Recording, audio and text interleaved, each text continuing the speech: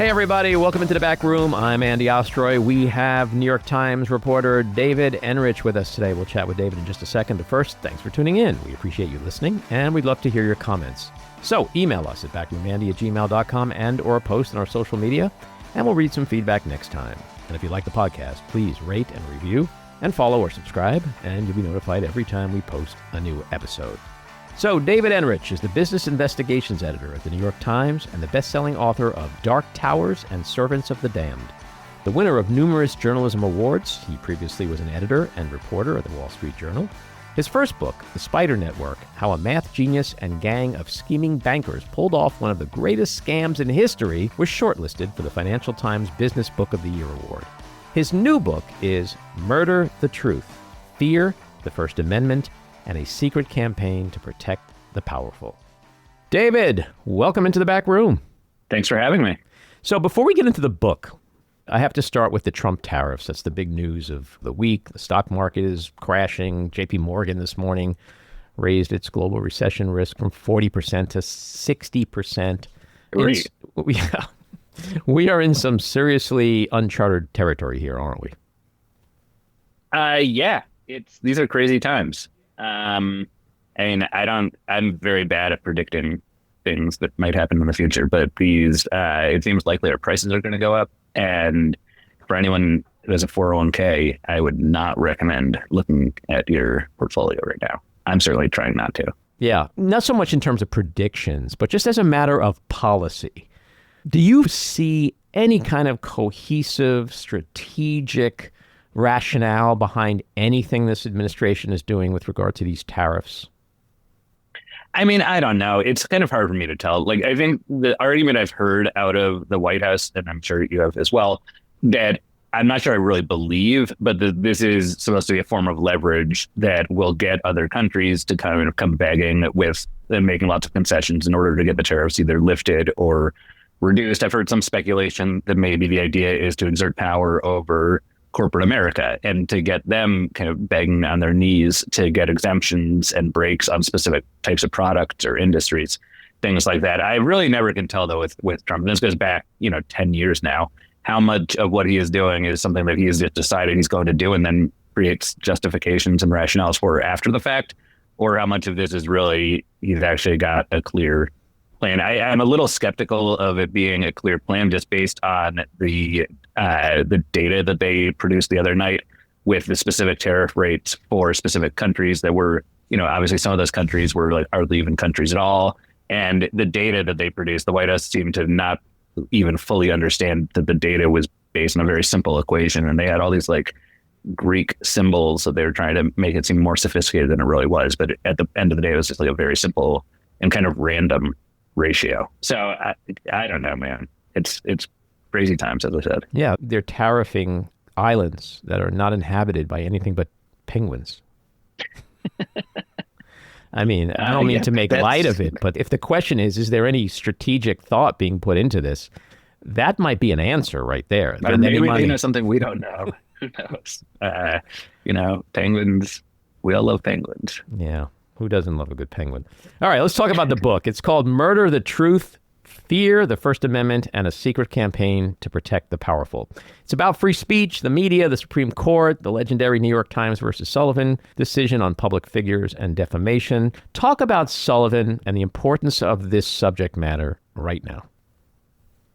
Well, so Sullivan just is, I'm not going to go into the whole like nitty gritty backstory, but in a very small nutshell, it created a standard that basically means that if you're a public figure, so like a powerful person, essentially, in order to win a defamation case, you need to prove not only that you were defamed and someone got their facts wrong, but that whoever got those facts wrong and defamed you did so either knowing that what they were saying was false, so lying, or acting with reckless disregard for the truth. And that was a very high bar that the Supreme Court created deliberately because they wanted to give breathing room to people and journalists and others so that, if you're criticizing or investigating a powerful person and you make a mistake and it's an honest mistake, you do not subject yourself to ruinous litigation. And so that standard it's provided a shield for journalists, but many others as well, to conduct investigations of the richest and most powerful people, companies, and organizations on the planet,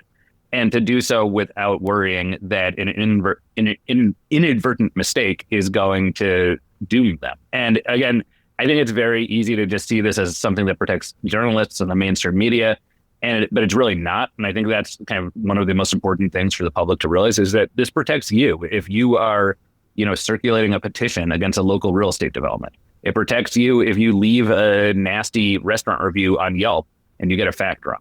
It protects you if you want to speak up at like a town meeting about someone. And time and again, I've seen instances of like local companies, restaurant owners, powerful people in a community using lawsuits to try to either silence people who are already talking or deter other people from criticizing them in the future. And the only thing that prevents those lawsuits and those threats from being even more successful than they already are is this Supreme Court precedent, New York Times versus Sullivan, and a few other subsequent cases. And so it is the kind of linchpin of free speech in this country to a large extent. And it also allows journalists like me to and like you to speak freely about things and not worry that if we screw up by mistake, you're in big trouble. It does not protect people who lie.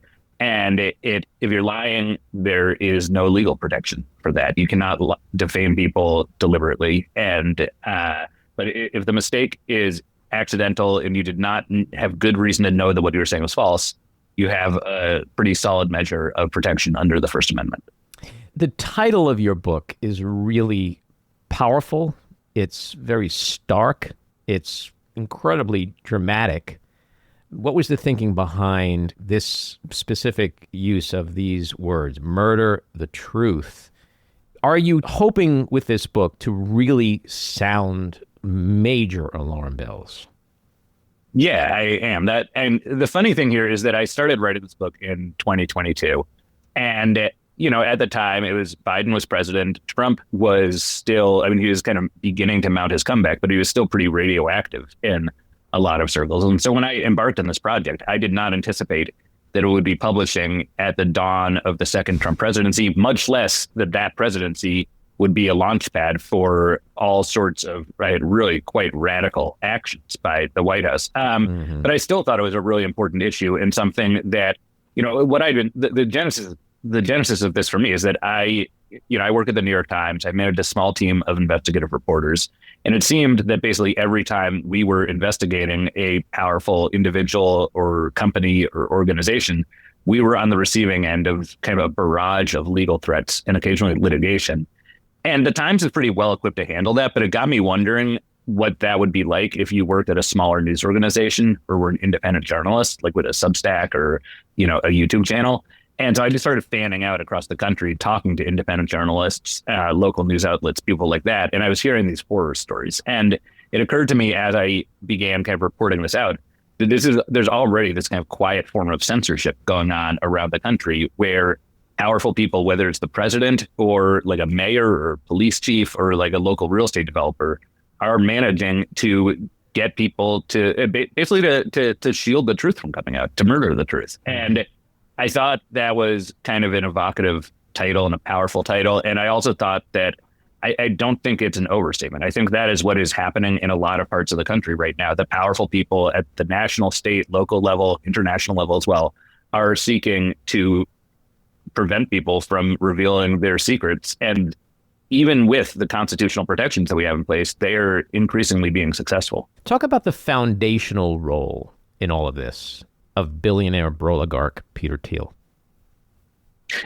I like that, billionaire oligarch. So Peter Thiel back, this is 15 years ago, give or take, had a real problem with a website called Gawker. And Gawker, I don't know how many people even remember Gawker, but it was like basically its MO was to offend the sensibilities of rich and powerful people. And one of the kind of segments of rich and powerful people that they took particular pleasure in offending were people in Silicon Valley, people like Peter Thiel, who is a PayPal founder and has gone on to be one of the most successful and powerful billionaires in Silicon Valley. And at that point, most of the mainstream media coverage of Silicon Valley, or maybe not most of it, but a lot of it was basically, it was kind of marveling at the latest inventions and gadgets that these tech geniuses produced. And there was not a whole lot of skepticism or accountability journalism into the dangers of some of that technology, or the kind of dangers of having this new class of billionaires being worshipped by everyone. And so Gawker pioneered a very skeptical form of coverage that really delighted in tormenting people like Peter Thiel. And Peter Thiel, not surprisingly, did not enjoy being tormented. And so he hatched this campaign in secret to destroy Gawker. And it was a years-long campaign involving a lot of money, a small army of lawyers and researchers and other experts who were operating completely behind the scenes. And then they kind of stumbled upon something that was a huge breakthrough, which is that Gawker had just published a snippet of a sex tape involving the wrestler Hulk Hogan. And they published a snippet of that tape. And Peter Thiel's army seized on that and approached Hulk Hogan and said, let's use this, let's sue. And Hulk Hogan did not even realize that he was being used as a weapon of Peter Thiel. He knew someone was providing financial support, but he didn't know who. And it was a very successful plan. And they, in early 2016, this went to trial in Florida. Hulk Hogan claimed that his privacy had been invaded by Gawker. And a jury found in his favor and awarded huge damages that very quickly led to the demise of Gawker. And it emerged shortly thereafter that Peter Thiel had been the secret source of money and organizational support powering this campaign. And, it was I think it sent a very powerful message that was either inspiring or chilling, depending on where you sat. And I think it was very chilling and scary for journalists and for people who enjoy or appreciate getting unfiltered news that is sometimes skewers powerful people. I think it was extremely inspiring for a whole other class of people, which was billionaires or other powerful, rich people that don't like negative news coverage and don't want to be scrutinized by the public. And to them, this was a roadmap for how you can seek vengeance if you have a bunch of money and can be a little bit patient and, build out a plan. And so it has become a roadmap, a successful roadmap for how to weaponize the legal system against journalists and news outlets that rich people don't like. Yeah. And now jump ahead 15 years and we're seeing Jeff Bezos and the Washington Post obey in advance and not even waiting for the attacks, right? Yeah, well, I think there's a couple of different forces at work here. And one is the offensive legal strategy that people like Peter Thiel and Donald Trump and others have used to either punish critics or silence critics in advance. And the other thing is that now, in the past 2 or 3 months with Trump in the White House, he has obviously been very willing to use the levers of enormous power that he has at his disposal in the federal government to pursue his enemies. And we've seen that with the media, and he's filed lawsuits. He has the Federal Communications Commission investigating broadcasters. The White House is locking out reporters or entire news outlets that don't kind of adhere to his administration's slightly Orwellian language changes. But we're seeing basically the same thing in different forms being deployed against universities and their students, and against big law firms that have brought cases against his administration. So this is part of a pretty widespread attack, I think, on some of the pillars of civic society, and really trying to silence voices that are critical of him and his administration. And it's probably not necessary to say this, but I'll say it anyway. The First Amendment protects this kind of speech for a reason, because the framers of our Constitution and, 250 years of people subsequent to that viewed free speech and the ability to criticize our leaders as just fundamental rights that differentiate us from England and from many other countries. And so a lot of what Trump has been doing and his allies have been doing in just the past couple of months alone, to me, flies right in the face of that long and frankly kind of special tradition that this country has. Well, look, Trump has said the media's negative coverage of him is illegal. I mean, that's a word he used. Yep. He's threatened to sue and or investigate journalists and media outlets whose reporting he doesn't like. He's banned the AP over its refusal to use the Gulf of America. He's limited the press pool to largely favorable reporters. He's gutting the Voice of America. He got ABC to capitulate. It appears CBS may soon do so as well. He's bullied the White House Correspondents Association into dropping Amber Ruffin from their annual dinner. Experts like Ruth Ben-Ghiat have been warning for years that this assault on the free press is straight out of the autocrats' playbook. How confident are you that the Fourth Estate can withstand this type of assault? Well, I don't know. No one's ever asked me that particular question. I mean, I have a pretty high degree of confidence that there will be some news outlets and many journalists who are going to stand up and speak their truths to powerful people and institutions until they're like literally no longer physically capable of doing that. I do think that there's a huge risk that aside from that, there's going to be a lot of news outlets and a lot of journalists who are scared, and understandably scared, frankly. And that doesn't mean the right thing to do is to capitulate, but I get fear. And, if you're ABC News and Disney, its parent company, and you've been sued by the president, the easier thing to do, definitely, is to fold, to pay $15 or $16 million to Trump. That's nothing for Disney, right? And it clears the decks a little bit of, or at least could clear the decks. It clears the deck of one particular negative overhang that you have. It, arguably invites many more such issues in the future. But, the problem becomes when there's a pattern. And it becomes when the kind of handing 15 or 16 or 50 or $100 million to the president, which may be a drop in the bucket for these individual companies, becomes so much of a pattern that people start to change the way they're writing about things, and covering things, and the questions they're asking, and the topics they're investigating, because they can anticipate, well, if we do this, we know how the White House is going to react, and it's going to be very negative, and it's going to force us to either shell out a bunch of money as a settlement, or spend huge amounts of money in protracted litigation, or or just get locked out of the White House entirely. The list goes on and on. And to me, the real problem is if and when we see that leading journalists and others to kind of muzzle themselves. And I do not have any doubt that that is one of Trump's goals here, is to encourage that kind of self-censorship. I don't think I've really seen it starting to happen yet. I mean, you could point to what's happened on the Washington Post editorial page. You maybe point to what's happened to the LA Times. But at least as far as I can tell right now, I don't think it's happening in a widespread way. But again, we're like 10 weeks into this administration. There's a lot more to come, and we don't know where it's going to go. Yeah. So the book kind of opens with you citing an actual friend of mine, Guy Lawson. Tell us about that.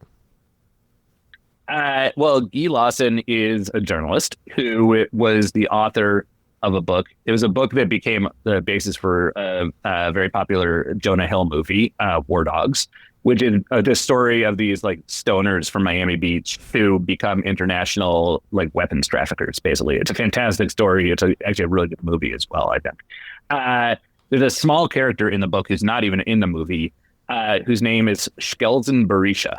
And he is the son of Albania's former prime minister, who is like a real kind of corrupt strongman.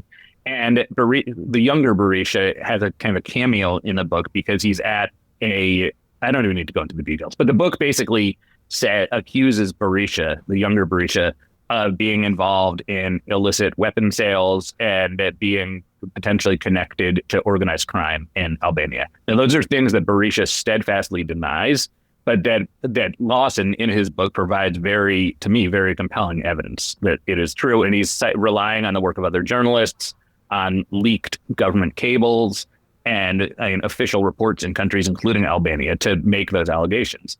And so in any case, Lawson one day is at his home, or at his office, a short walk from his home, when his daughter calls him in an absolute panic. And she's at home, and she said there's a strange, kind of thuggish looking man lurking outside their home. And Lawson rushes home and is served with a lawsuit, a $60 million lawsuit filed by Berisha. And Berisha is basically accusing Lawson of defaming him. And this, I tell that little story as an entry point into this becomes a much bigger deal. And eventually, over years of litigation, this eventually makes its way up to the Supreme Court and becomes a vehicle that a couple of Supreme Court justices decide that they are going to use to try and gut the free speech protections under New York Times versus Sullivan. And Lawson ultimately prevails in this lawsuit, but Like he spends many very stressful years and expensive years defending himself against what is really just a completely meritless lawsuit. And the even if he had gotten some of the facts wrong about Murdcer in the book, and I do not have any reason to think that he did actually get any facts wrong. It's the type of inaccuracies that are clearly and unequivocally protected under New York Times versus Sullivan, for the specific reason that you do not want people to kind of pull punches and muzzle themselves out of fear that an inadvertent mistake will open you up to ruinous damages. But regardless of how it affected Lawson, the much more important reason, and the reason I focused on this at the beginning of the book and then kind of as a through line in much of the book, is that it becomes this vehicle to attack New York Times versus Sullivan, and it's become Lawson's case, which has become a real kind of turning point, I think, in the movement to overturn or weaken the Sullivan precedent. I remember him telling me all about that, and I was astounded that he was involved in that. And our daughters are incredibly close friends. Oh, interesting. It's amazing, since I've written this book, the number of people who have come out of the woodwork having nice things to say about Guy Lawson. I think he's mentored a lot of younger journalists over the years, and it's been kind of cool to see all the people who were kind of inspired by him one way or another. So late last month, the Supreme Court rejected casino mogul Steve Wynn's bid to roll back Sullivan's defamation protections involving his suit against the AP. How significant was this to you? And do the threats to Sullivan still exist at the same level? I don't think it was that significant, to be honest with you. I mean, Wynn had sued the Associated Press over its reporting about allegations that Wynn had engaged in sexual misconduct. And Wynn denies those allegations, but the AP's story that he was suing over was in just a pretty open and shut case, I think, of speech that's protected under the First Amendment. And so Wynn is, he was the latest in a long line of powerful public figures who have used this kind of case to try and overturn Sullivan. There have been others, I think, stronger arguments in the past, and I think there are already some stronger arguments in the cards coming. And among the other people who have cases pending at the appellate level that are trying to overturn Sullivan are Alan Dershowitz and Donald Trump, both of whom I think, if given the chance to make their appeals to the Supreme Court, definitely will. And I think for a variety of reasons, those cases are at least marginally more likely to succeed. So there was a lot of hay made over Wynn's petition, I think kind of because of the timing, which coincided obviously with the arrival of the second Trump administration and a lot of very valid concerns about freedom of the press. But I think it was kind of a random case that never really stood that much of a chance of success. So I think the threat remains very much alive. Mm-hmm. And what role has this conservative Supreme Court played in eroding free speech, and in particular with regard to Justice Clarence Thomas? Yeah, well, I mean, Thomas is one of two justices who has voiced very loud support for overturning Sullivan. And Thomas has done it over and over and over again over the past 5 years or so. And he's been joined by Neil Gorsuch as well on at least one case. And I spent a bit of time in the book kind of tracing the evolution of Thomas's thinking on this, which I found really fascinating. Then he, at his confirmation hearings in 1991, endorsed Sullivan. He gave kind of what struck me as a pretty candid and thoughtful answer as to why he supported it. And even as he acknowledged that it enables the media to kind of rake people like him over the coals. But I mean, I think by the time his confirmation hearings were over and he had landed on the Supreme Court and he had survived the Anita Hill allegations, I think his view of the media had gone from something like kind of like a strong component of a functioning democracy to more like a rabid dog that he wanted to kill. And this thinking kind of leached into not only his opinions occasionally, but also into his public speaking. And he wrote a book, a memoir in 2007 that's like filled with supposed examples of him being mistreated by the media. And one of the I'm a nerd, but one of the fun things I enjoyed doing in this book was fact check some of those stories about his supposed mistreatment at the hands of the media.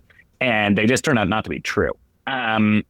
So I think he's kind of worked himself up in a way and kind of convinced, well, he might be just be lying, but I think another possibility is that he has convinced himself that he has been a victim of the media. And I think one of the ways he is seeking vengeance against this media that has mistreated him for so long is to roll back some of the constitutional protections that enable journalists, among others, to do their jobs. Should anyone be surprised by Donald Trump's attacks on the media? I mean, he has a pretty long history of both using and abusing the media, doesn't he?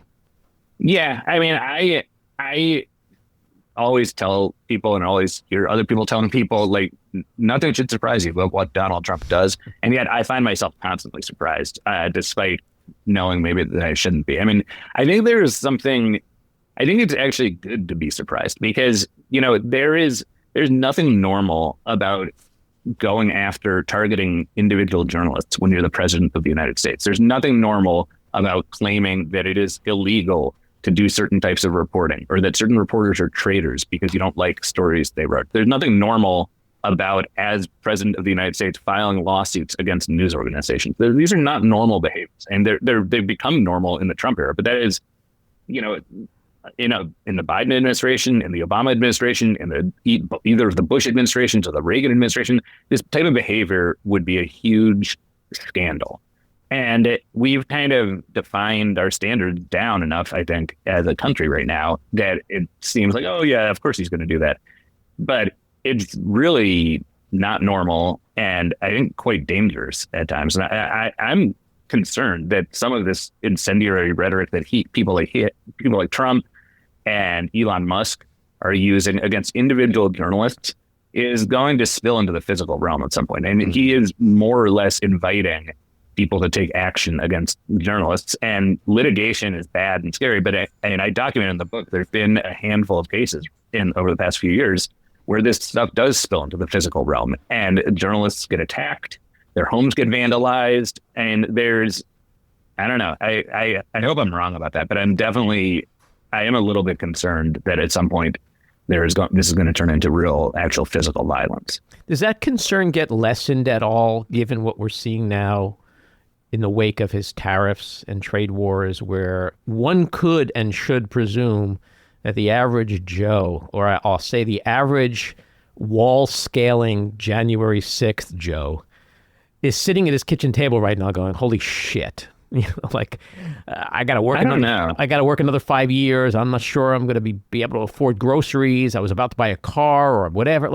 Does the electorate just have too much other things to worry about right now than, not to say their Trump poisoned anger about the media doesn't exist anymore, but are they just redirected now to way more important things in their own daily lives than to worry about going and beating up a reporter? I'm just playing devil's advocate. Well, no, I mean, look, I hope so. Right. I personally don't believe that the way to resolve our political disagreements in any circumstances is to engage in violence. So I hope that people have either bigger concerns to deal with or just have the sense not to kind of be baited into doing things that are illegal or completely over the top. That said, I'm not fully convinced that, the people who were at the Capitol on January 6th, for example, are in an information ecosystem where they are fully aware of cause and effect and where they are fully understanding what seems to me to be kind of the gravity of the situation we're in right now. And so I don't know. I think I'm not quite as optimistic as, well, maybe you were just playing devil's advocate, but I'm not certain that that's the way this is going to work out. Well, yeah, I guess the counter to that might be, if I'm continuing in my devil's advocate role, is to say that the effect part of cause and effect, as we started to see with the town halls, and this was before the tariff carnage for the most part. Yeah. That maybe the effect is being felt now by these folks in a way that it wasn't before. And that is what ultimately could lead to an inflection point of some level. Maybe. We'll see. I mean, and obviously there have been some elections this past week that obviously cut against Musk and cut against Trump. Mm-hmm. So we'll see. I mean, I definitely do not think that even if like there is a huge Democratic landslide in the midterm elections next year, I don't think that that is going to change the fact that there are tens of millions of Americans who are really activated and living in their own kind of information fishbowl where they are not hearing divergent points of view. And when they see real world effects of policy decisions that they don't like whether it's prices going up or the stock market going down, or, that they're like the FEMA has been crippled and they can't, there's a tornado that comes through town and they can't recover, or that there's like an infectious disease that comes from Africa into the United States because we've stopped doing disease prevention work in other parts of the world. And my guess, maybe I'm wrong about this, I kind of hope I'm wrong about this, but my guess is that people who are, the type of people who showed up at the Capitol on January 6th are not going to be blaming Donald Trump for that. I think they are going to find, and I think it's going to be fueled by a lot of conspiracies and falsehoods spread by right-wing media. But I think they're going to find other scapegoats or other to blame, or other people or institutions or forces at work to blame, rather than and there's this whole system that has been built up on the right that really does not exist on the left, at least to this nearly the same extent, where it enables people to see bad things happening in the world around them and really be completely divorced from the reality of what is causing those bad things. Absolutely. And I think it's obviously in the short term kind of frustrating to see, but it's also, I think, a real danger point for democracy, because it means that no matter what happens, in fact, people are getting news and information that's just not true oftentimes, in fact. And that obviously is going to affect the way they vote and the way they think about the world and the way they act. So my last question is with regard to the attacks on the media. What should the media be doing, when it sees itself being attacked inside the White House in terms of who can get into the press pool, whose credentials are given out or not, where people are sitting, just the overall attacks? What can the media do to fight back? What should it do? There are people who say things like, just don't go to the White House anymore. What's the point? Carolyn Levitt and Trump, all they do is spew lies. So what's the point of sitting there? What are you tangibly getting out of that? Should they continue to cover him the same way, or should we treat him differently? Well, I think we already are treating him differently, right? I mean, I think there is an enormous amount of skepticism and fact-checking and scrutiny that goes into every word that comes out of his mouth or every action that the administration takes. And I don't know. I've never covered the White House, so I don't really know. I'm not in a good position to say whether what would be lost by just boycotting the White House briefing room. And I do think that some of this is like much more kind of performative than reality. Like, I'm not sure how much it really matters if the New York Times or the AP or whoever goes from sitting at the front of the briefing room to like having to stand on the side. I'm not saying it doesn't matter. I've never been in that situation, but my gut is that maybe it doesn't matter quite as much as some White House reporters sometimes think, but I might be wrong about that. But to me, the thing that media needs to really keep doing, or do better, in fact, is, we need to be clear with our readers and our viewers and our listeners about the truth. And I think it is very easy for, including in the mainstream media, we have this notion of objectivity and neutrality, which are really, I think, valuable notions. But ultimately, we need to remember what our role is. And our role is to tell the truth and to sort through information and data and spin and lies and tell the truth. And I think I think a lot of journalists and news organizations at times, especially in the past, have slipped into this. Well, one person says this, another person says that, and like, reader, you figure out where the truth lies. And I think there are definitely plenty of situations where that is the right way to handle, because the world is complicated and there are many shades of gray, and it's not always easy to tell what the truth is. But when we know what the truth is, and when we know someone is lying, I think we need to be clear about that and and be transparent about that. I think the flip side of that is that when we get things wrong, we need to be in the media. I'm not talking about the New York Times in any of this, by the way. I'm talking about the media in general. It probably includes the Times at times, though. We need to be more transparent and more accountable when we screw things up. And I think we're, in general, in the media, pretty good about correcting factual inaccuracies when we get like someone's name wrong or something. I think we're a lot less good at grappling with it when, we get a line of coverage wrong, or we miss a line of coverage for whatever reason, or maybe we're biased about something and it leads us to come down too hard or too soft on someone. And I think there's a lot of introspection that happens in newsrooms and a lot of discussion about this stuff, but that kind of transparency and self-accountability very rarely sees the light of day. And I think one of the huge challenges facing the media is rebuilding and restoring trust among a lot of Americans. And to me, one of the best ways and most important ways to do that is to kind of let people know when we've screwed things up and not be so defensive about it, and try to, it's hard what we do, and we operate in good faith, and we're under attack constantly from people who do not operate in good faith. And to me, the solution to that is the same thing we preach with big companies and powerful people, which is sunlight is the best disinfectant. So I think that's something we all in the mainstream media could do better on. And I guess ultimately the moral of this story is, in a world of Jeff Bezos, is be a Laureen Powell Jobs. She's the owner of The Atlantic, which is responsible for some incredible, brave reporting recently with Jeffrey Goldberg on the Signalgate scandal. Yeah, The Atlantic is great, and they've been doing really good work. I think a lot of news organizations have been doing really good, brave work, and the Washington Post does great work. The Wall Street Journal does great work, and The Atlantic's doing great work. Right. And a lot of TV networks are doing great work, and they're doing great work. And places like CBS News and 60 Minutes are doing great work while under legal threat by the president, and while their corporate owners are seemingly poised to undercut them all by settling. So I think there is already a good bit of courage going on in the industry, but I completely agree with you that it's really important at a moment like this that people hold the line and remain courageous. Again, the book is called Murder, the Truth, Fear, the First Amendment, and a Secret Campaign to Protect the Powerful. David, good luck with the book. Thanks for coming on. This was a great chat, and I hope we'll get a chance to do it again soon. Sounds good. Anytime. All righty. Take care.